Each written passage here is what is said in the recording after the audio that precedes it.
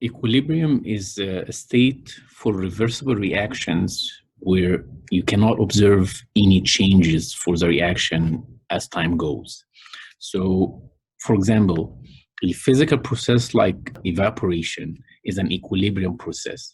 When you put a sample of water inside a closed container, the liquid water will be evaporating and the vapor will be condensing back. And when the system is at equilibrium, it means that the amounts of the liquid and the vapor will be constant.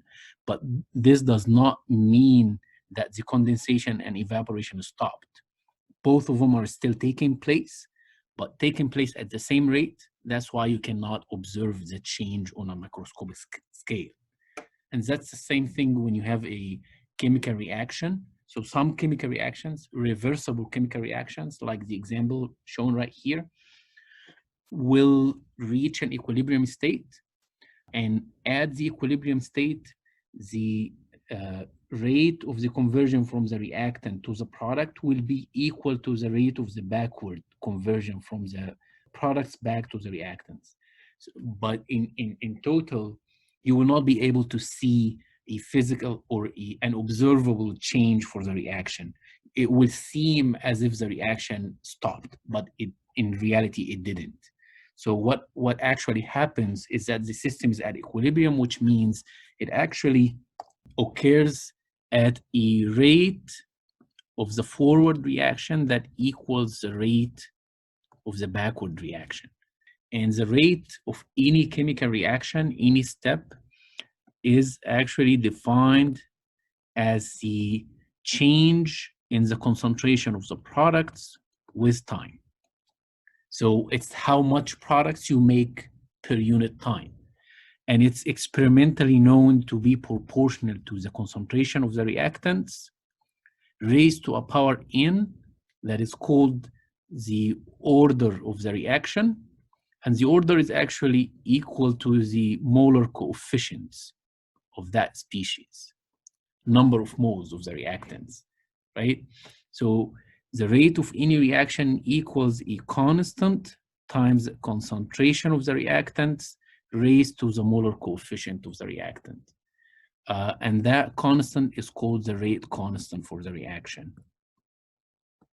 So if we use this definition here in the equation up here, at equilibrium condition, the rate of the forward reaction equals the rate of the backward reaction. So on this reaction right here, the rate of the conversion from N2O2 to NO, this direction here, is equal to the rate of the backward decomposition or conversion of NO to N2O2.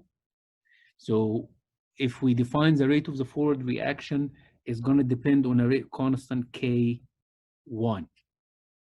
And we can define the rate of the reverse reaction to depend on a rate constant K minus 1, just to indicate that it's the backward direction.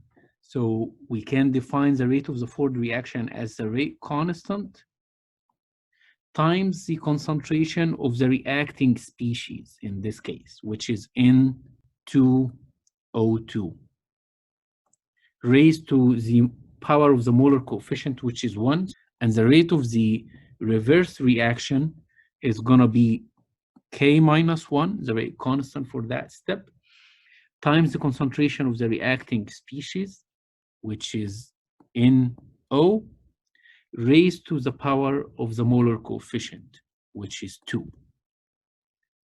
So if you divide this equation by K minus 1 times the concentration of N2O2, and same thing here, times the concentration of N2O2. So this will cancel with this will cancel with this, and you will be left with K1 divided by K minus 1, which is a constant, is gonna equal the ratio between the concentration of the products to the concentration of the reactants. So That constant here is called the equilibrium constant of the reaction.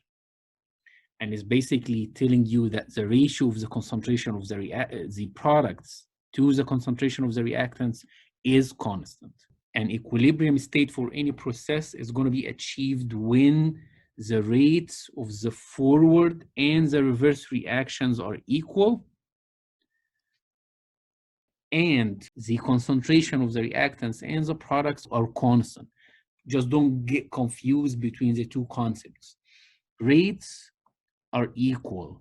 Concentrations doesn't have to be equal. They're just constant. They don't change, but they don't have to be equal. For any reversible chemical or physical process, you can define an equilibrium constant that is basically the ratio between the concentration of the products to the concentration of the reactants. And remember, you will have to raise the concentration of any species to the molar coefficient of that species, right? Whatever number of moles involved in a balanced chemical equation will be the power of the concentration of this species.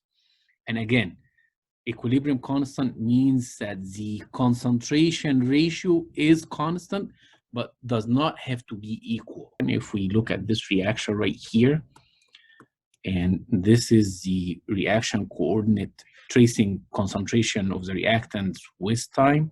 And as you can see, you start the reaction with 0% of the products, 100% of the reactants, and as the reaction proceeds, reactants will react and products will form, and this is going to keep going till the reach an equilibrium where the concentration of the reactant to the product is going to be at a constant ratio. So right here. So as you can see, after this point, the concentration of the reactants is constant and the concentration of the products is constant. And as we said, we define the equilibrium constant to be the ratio of the products raised to the order, which is the molar coefficient in the equation, divided by the product of the concentration of the reactants raised to the molar coefficient, which is 1 in this case. And you can read off these concentrations from the graph. So the concentration of the products is 1 square is 1, and that's divided by the product of the concentration of the reactants, which are both equal 1/2. So it's 1/2 times 1/2 is going to be 4, which means the concentration of the products at equilibrium is going to be 4 times the product of the concentration of the reactants, which is obvious from the graph. So what does the magnitude of the equilibrium constant means? So when it is very large, like this example right here, in this case, we don't write the double arrow indicating that both the forward and the backward reaction are possible. We just use a one head arrow to indicate that only the forward direction is possible, because if you recall from the definition of equilibrium constant, it's the ratio of the product concentration to the reactant concentration. So if this ratio is huge, it means that you actually make a lot of products and you will be left with basically no reactants, which means the reaction goes almost to completion, 100% conversion of the reactants to the products. So that's why we use a single-headed arrow instead of a double arrow. This is the relationship between delta G of any reaction and the equilibrium constant for that reaction. So if you have a huge number here for the equilibrium constant for the reaction, that is going to make ln a positive number, that is going to make the whole term negative, meaning that delta G will be negative. A huge negative number in case of delta G will indicate that this is a spontaneous reaction, which means it's going to go to 100% completion in the forward direction. On the other hand, if you have a very small equilibrium constant for a reaction, like this reaction right here, with an equilibrium constant with this magnitude, it's an extremely small. That means that the ratio between products to reactants is going to be very small, meaning that you will be left with lots of reactants and virtually no products, which means the reaction is hardly proceeding to the forward direction.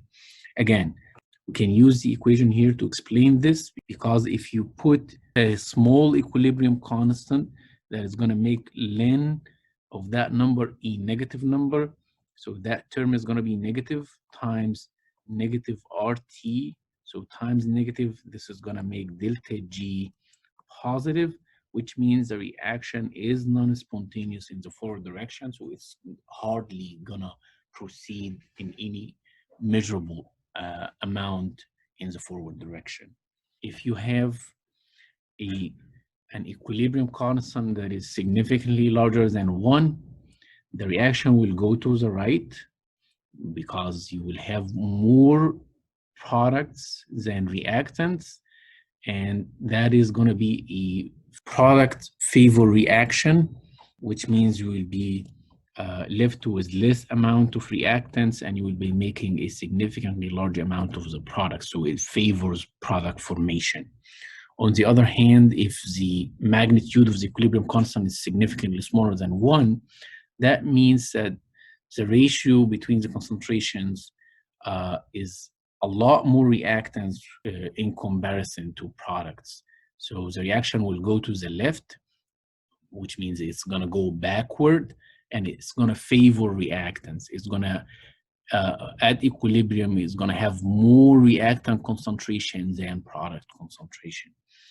Equilibrium is a condition specific. So if we consider this equilibrium here, which is the transformation between N2O4 to NO2, if you start with 100% of NO2, it's gonna keep decomposing backward to form some N2O4 till it reaches equilibrium state, after which the ratio between the concentration of NO2 to N2O4 will be constant, and it will equal the equilibrium constant for the reaction. If you start from N2O4, it's going to be the same thing. N2O4, 100% of N2O4 will like to decompose a little bit to make some NO2 till it reaches the equilibrium condition, at which or after which the concentration of both species will be constant, and the ratio between them will equal the equilibrium constant for the reaction.